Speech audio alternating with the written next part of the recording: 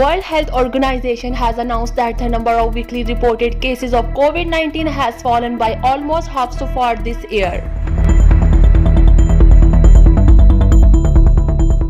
US Congress to set up a commission to investigate Capitol attack.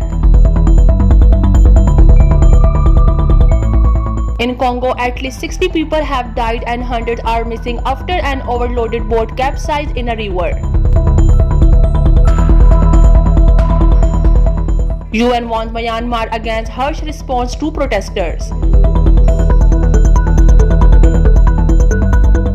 In India, 37 people were killed when a bus plugged into a canal in Madhya Pradesh state on Tuesday. Two separate attacks killed 4 people in Afghanistan.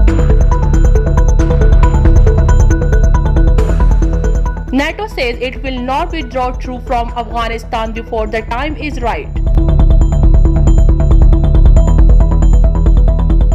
French cyber agency reveals suspected Russian hacks.